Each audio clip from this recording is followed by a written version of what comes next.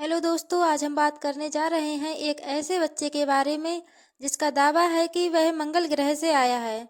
उसने लोगों को बताया कि वह अपने पिछले जन्म में मंगल ग्रह पर रहता था और यह धरती पर उसका पुनर्जन्म है। इस बच्चे का नाम है बोरिस्का किप्रियानोविक और इसका जन्म 1996 को हुआ था। बोरिस्का के माता पिता बताते हैं कि जब वह केवल 2 सप्ताह का था तभी से उसने अपने सिर को संभालना और इधर उधर देखना शुरू कर दिया था।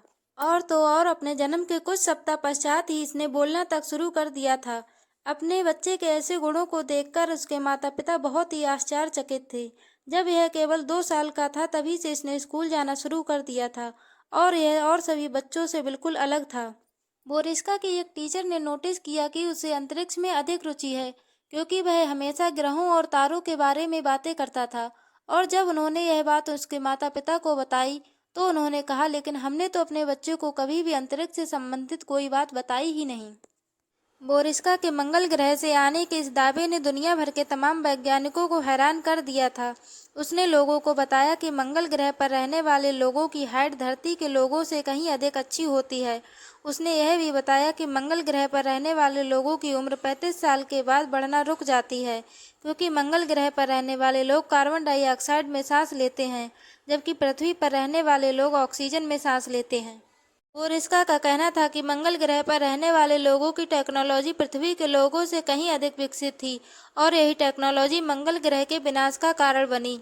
उसने बताया कि वह मार्शियन आर्मी का हिस्सा था और वह जब केवल 14 या 15 साल का था तब वहां पर एक युद्ध छिड़ रहा था और उसे भी उस युद्ध में एक उड़ने वाला हथियार दिया गया था। उसने बताया क्योंकि मंगल ग्रह की टेक्नोलॉजी बहुत अधिक विकसित थी, इसलिए वहां पर न्यूक्लियर वार छिड़ गया। इसकी वजह से पूरा मंगल ग्रह आज वीरान पड़ा है।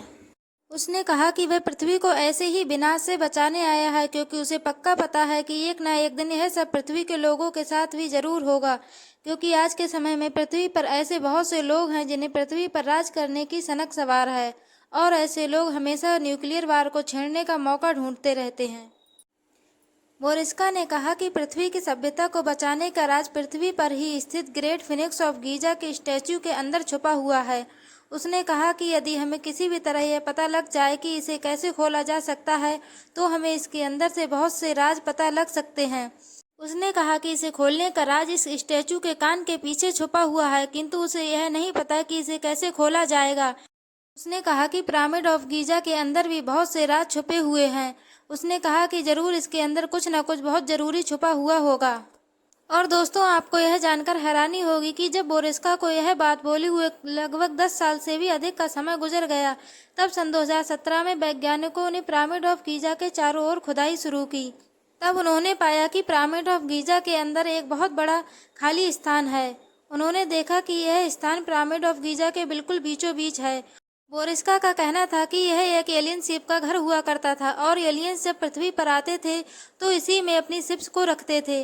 दोस्तों, बहुत से लोग बोरिस्का की इन बातों को सच मानते हैं, जबकि बहुत से लोग इसे सिर्फ एक बकवास बताते हैं। दोस्तों, आपको बोरिस्का की बातों में कितनी सच्चाई लगती है, हमें कमेंट बॉक्स में ज़रूर बताएं।